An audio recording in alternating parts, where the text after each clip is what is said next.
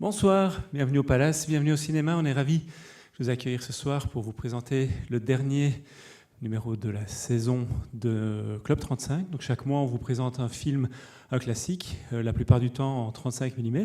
C'est le cas ce soir. On vous présente The Wild Bunch, film de Sam Peckinpah. Alors, on a dû vous le dire à la billetterie, mais je vous le répète, c'est un film en version française. Donc ceux qui ne veulent pas le voir en version française, ils peuvent encore sortir maintenant. Après, ils sont condamnés à le voir. Pour parler du film, on a la chance d'avoir notre ami Jean-Pierre Versker, historien des techniques du cinéma, qui en plus nous a prêté sa copie, comme souvent. Jean-Pierre, bonsoir. Bonsoir Eric, bonsoir à vous tous. Wild Bunch, donc, c'est le 4e film de Sam Peckinpah qui sort en 1969. Il a fait 3 westerns avant celui-ci, donc c'est aussi un western. C'est un peu le film, déjà pour lui, un peu de la dernière chance, puisque le film précédent, Major Dundee, a été un flop. Ça s'est pas super bien passé. Et le tournage, de la production, il y a eu plein de problèmes. Et là, on lui confie un film qui devrait, il devrait se calmer pour pouvoir le faire, mais ça va pas vraiment être le cas. Et il va faire finalement son chef-d'œuvre. Qu'est-ce qu'on peut dire de plus de ce film ? Alors, je vais reprendre ton introduction. Donc, il réalise Major Dundee, qui, comme tu viens de le dire, est un véritable flop. Mais Peckinpah a une très forte personnalité. Et alors qu'il se trouve sur une voie de garage, car à Hollywood, si les films ne sont pas rentables, on vous oublie très vite, on l'a quand même retenu.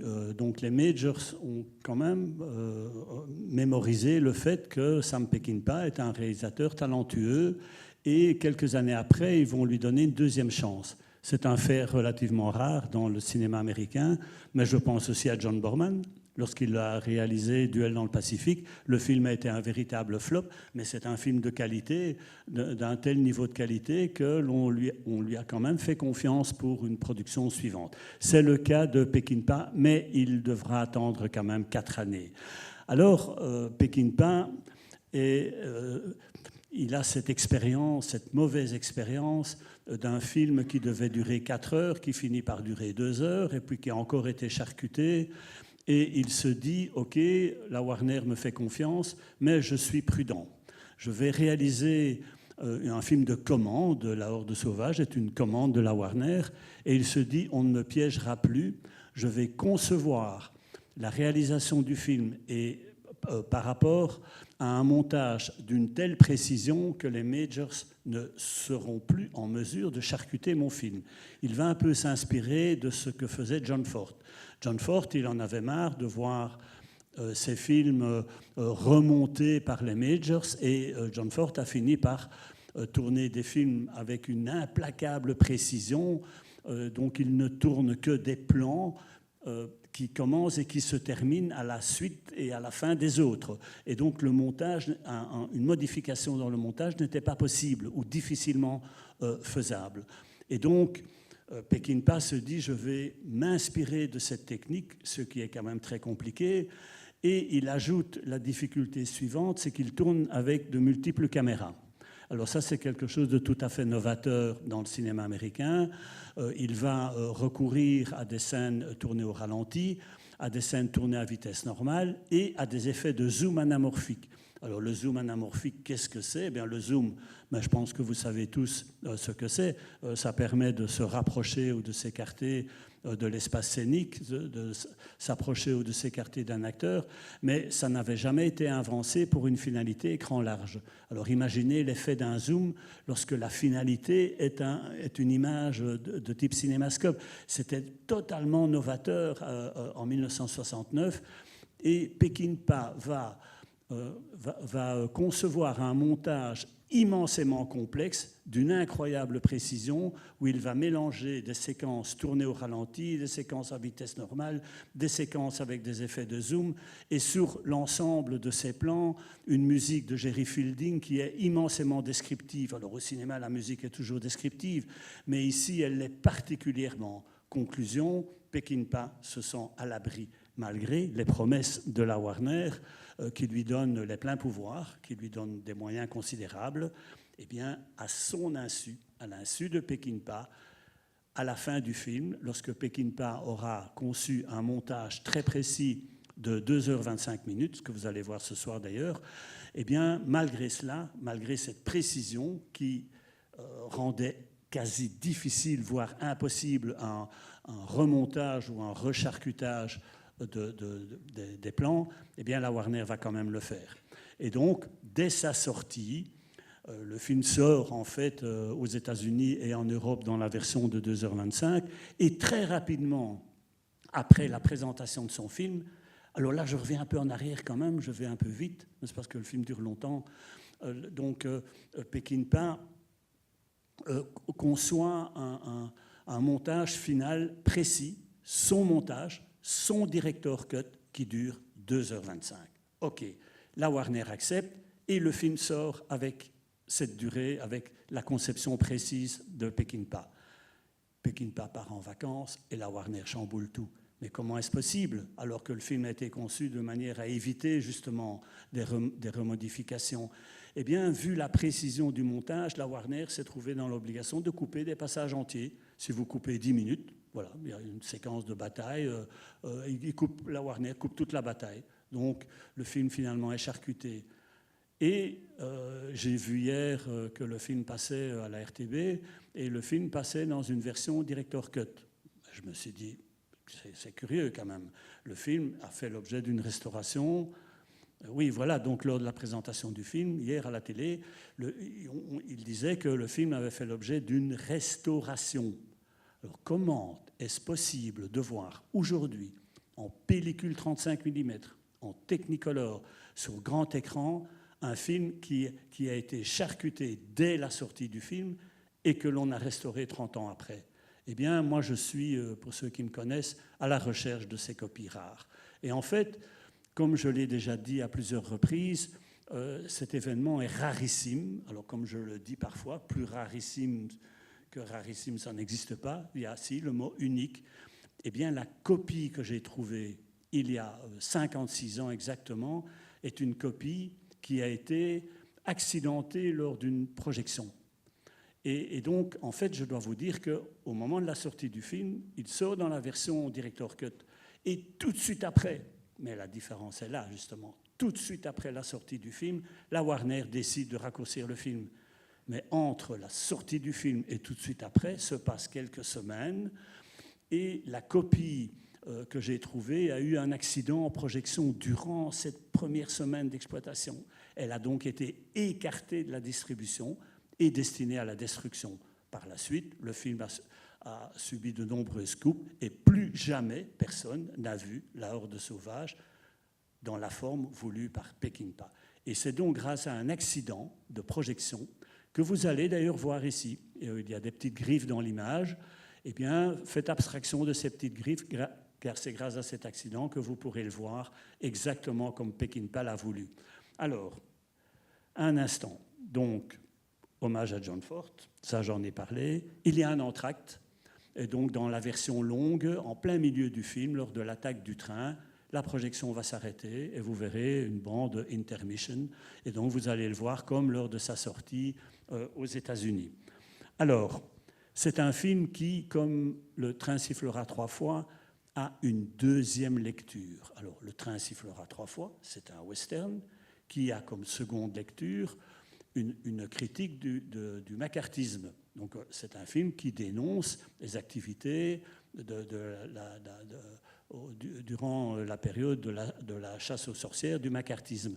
Eh bien, c'est une deuxième lecture dans Le train sifflera 3 fois. Dans ce film, dans La Horde sauvage, il y a aussi une deuxième lecture. Alors, Sam Peckinpah naît dans un milieu d'aristocrates américains. Il est entouré d'avocats, de juges, et il entend des conversations durant toute sa jeunesse entre ces différentes personnalités. Et il est écœuré de l'hypocrisie du système judiciaire américain. Alors, ce que je vous dis là, ce ne sont pas des notes que j'ai lues dans des études d'historiens qui pensent que, qui croient que, etc., etc. Non, c'est Peckinpah lui-même qui le dit.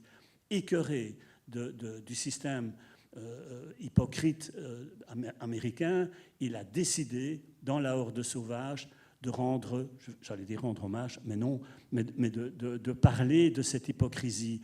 Et en fait, non seulement c'est une horde sauvage, mais c'est une bande de salopards. Ce sont des fauchetons, des gens dont la parole ne vaut pas un pet de lapin. C'est hallucinant. Eh bien, il a voulu truffer son film de citations, de phrases, de comportements qu'il a lui-même vécu lors de sa jeunesse.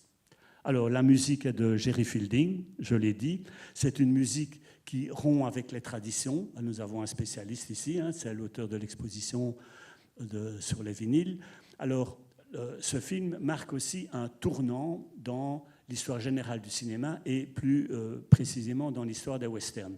Moi, j'ai vu ce film, j'avais 20 ans, donc il y a 53 ans, hein, le temps passe vite pour moi.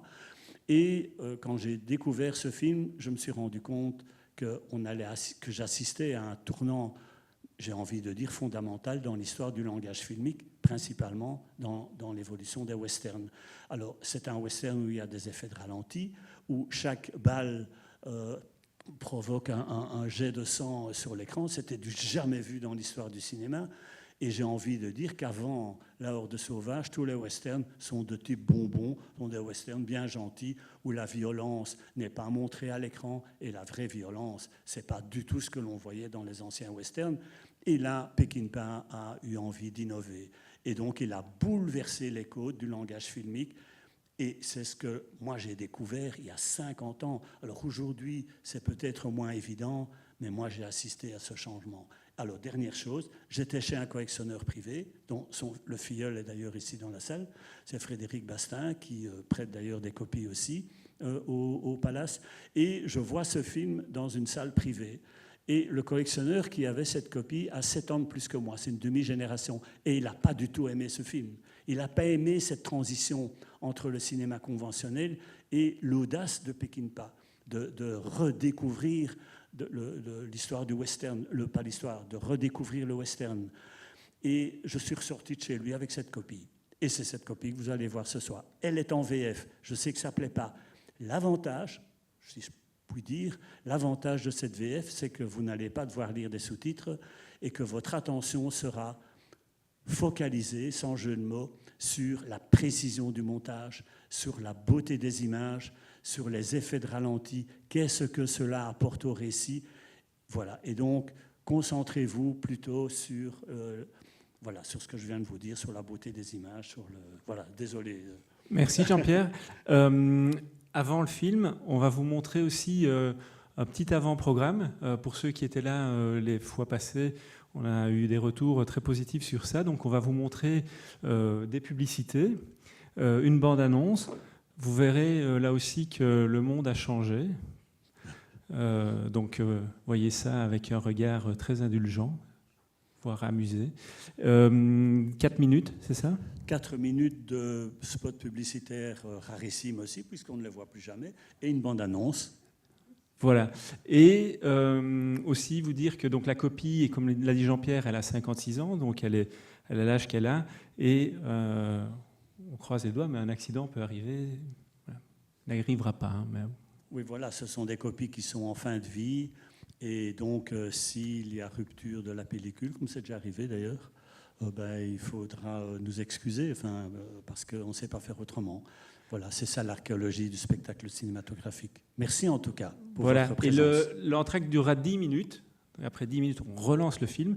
Et alors, vous dire aussi que l'exposition, donc Original Soundtrack, elle est toujours dans l'Atrium jusqu'à la fin du mois, donc n'hésitez pas à aller la visiter. On lance aussi notre programmation d'été à partir du 4 juillet, donc sur le Sunscreens, où il y a plusieurs classiques qui seront montrés, où on ouvre les Sunscreens avec le film de Robert Zemeckis, Death Becomes Earth, donc La mort vous va si bien. N'hésitez pas à venir, ce sera super. Voilà, bon film, bonne soirée. Merci Jean-Pierre. Merci Eric. Et Club 35 revient à partir du mois de septembre. On vous concocte un beau programme.